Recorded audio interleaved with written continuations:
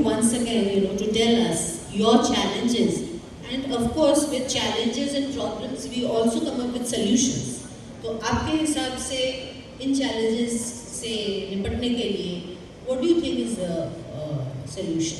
What can be done in these areas? Because judiciary is a very important part of our entire system.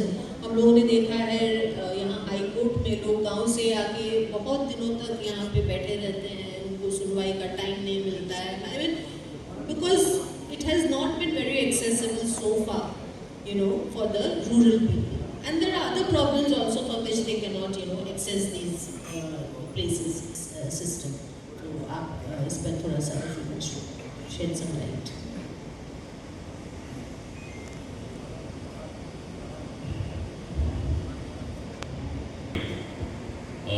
मैं यहाँ पे जितने भी लोग हैं, हमारे माननीय मंत्री जी भी हैं, उनका भी ध्यान आकर्षित करूँगा मैं कुछ पॉइंट को लेकर जो अभी आपने बताया.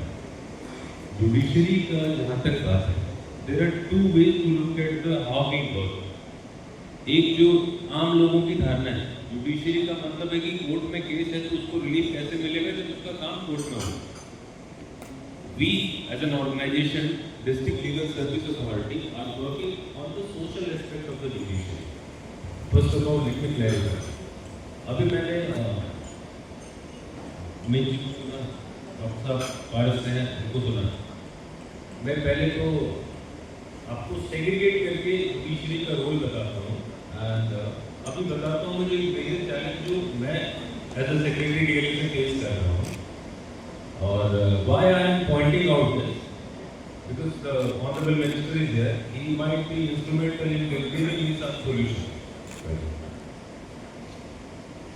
I am talking about the mental health part.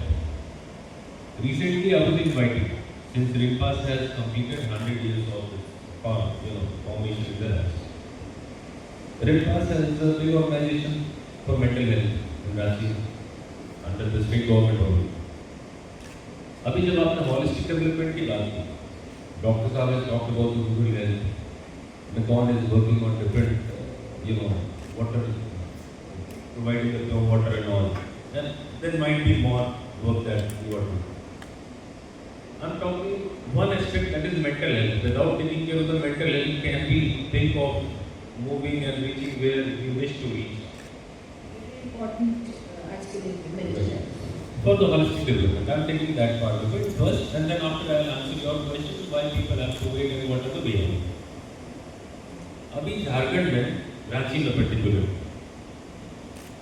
अलग अलग होम्स हैं, इसके बारे में मैं अपने प्रेजेंटेशन में मैंने बताया भी. एक होम है जिसको कहते हैं बालाश्रय, जहाँ बच्चों को रखा जाता है जो 18 साल से कम के बच्चे हैं, जो एक्यूज नहीं है, वो विक्टिम है या उनके माँ बाप कहीं काम करने जा रहे हैं, उनको दिन में छोड़ के जाते हैं, शाम को उसको ले जाते हैं. एक दूसरा है प्रेमाश्रय, जहाँ पे लड़कियों को रखा जाता है 18 साल से कम लड़कियों को. हमें से कई लोगों को पता ही नहीं है ये गवर्नमेंट कर रही, गवर्नमेंट पैसे दे रही है, अच्छे खासे पैसे दे रही है.